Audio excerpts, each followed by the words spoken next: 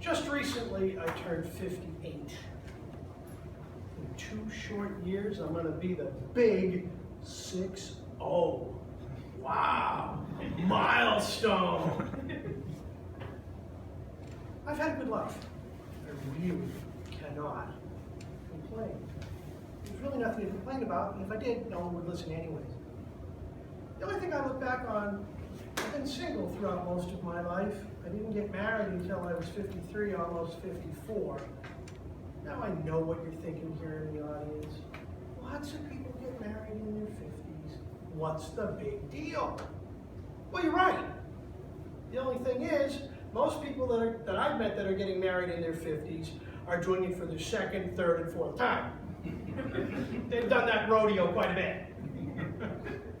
I did it for my first time. Dignitaries, fellow Toastmasters, and most honored guests. When I was in my 20s, 30s, and 40s, I never once thought about marriage or even a committed relationship. Yes, of course, I thought about XES. What man doesn't? We all do. Although it didn't occupy tons of space in my brain. But it was there just the same. But I never could understand why anyone would want to be married. It didn't make sense to me. Some of my friends were doing it, and I noticed that they were constantly getting in fights with their significant others. Constant verbal barrages, abuse, yelling and screaming, and even throwing things. I would look at that and go, huh? Until one of my friends said to me, he said, well, when you come to a compromise, it's great because the makeup, XES, is great. And I looked at him with total disdain. And I said, you're telling me that you're going through all that so you can get something that pleasurable? If you want it, you can have it. I don't want it. I guess I'm not that kind of a thrill seeker. I never was. Well, let's fast forward to the summer of 2004. You remember that summer? I became somewhat of a thrill seeker back then. You see, my boss at the time bought some land and he built a 20-room motel in Baja California, Mexico.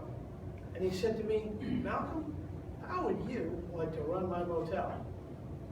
I said, I'll check my calendar and I'll get back to you.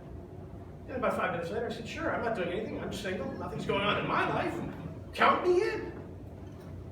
So I went down to Mexico, not speaking a word of Spanish, not knowing what I was getting myself into. I went down and I ran his little motel, which was in a sleepy little fishing village with a drinking problem. Or was it a sleepy little drinking village with a fishing problem? I'm still not sure. San Felipe, Baja California, Mexico, which is located right on the edge of the Sea of Cortez. It's a beautiful, pristine little town. Your money goes far, especially if you're an American. It's a great little place to retire to or vacation to. It's desert climate, it's rather hot, i.e. unbearable in the summertime, but in the winter it's quite lovely.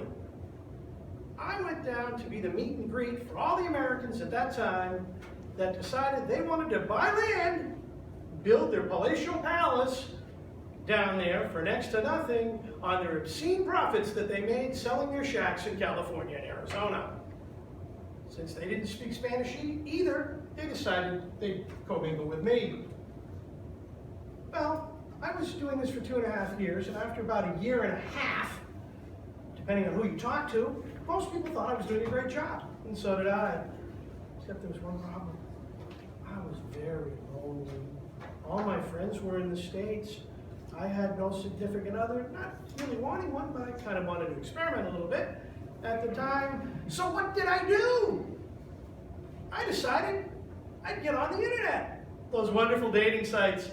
And I joined everyone I could think of. J-Date, I'm not Jewish. C-Date, I'm not Catholic. I don't have a date, do you? YouFool.com. And you are a certified moron for wanting a date on this site.com. I joined them all. And you know what happened? A funny thing happened. Absolutely nothing.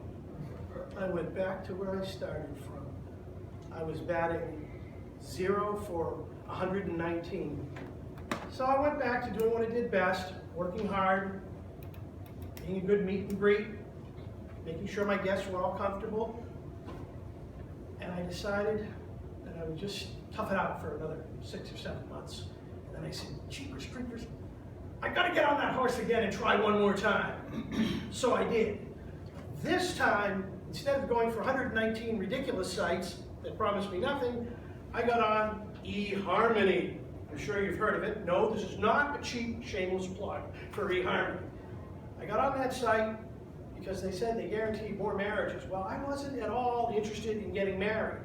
I just was hoping to meet somebody so possibly I could coerce them to coming to Mexico to ease my loneliness, or maybe I could get the heck out of Mexico and ease their loneliness. I wasn't sure which. Either or would have been fine. I got on eHarmony and I had a great time, except for the questionnaire. I had a questionnaire that was about a mile long, and I thought I was back in high school, and if I didn't answer it right, I'd get a poor grade. Well, I must have answered it right, because I got more women responding to whatever I wrote than I'd ever had in my life. I went from total obscurity to a chick magnet just by telling them what I'm interested in. Wow! I don't know how that happened. Well, if anything happened, while I was on the website, I came across my wife's webpage, and I noticed that she lived in Fort Lauderdale. I'm sure you've heard of it. It was a great party place when I was in college back in the early 80s. And I remember it fondly. Although my party hardy days are long gone, she also was from Boston. In fact, she grew up in the next town, right next to where I grew up, and she liked all the same things I did. The Red Sox, the Patriots. She loved Cape Cod. She went up to White Mountains in New Hampshire. She even tried clam chowder, although she didn't like it. But hey, that isn't a deal breaker for me. So I discovered I really liked being in touch with this wonderful woman. So I kept in touch, and she invited me out of Mexico to visit her. I did. And we stayed in touch, and the rest, as we say, is history. I ended up getting married to her. The ironic thing is I had to go to Mexico to meet my wife, who was at one time my next door neighbor, fellow Toastmasters.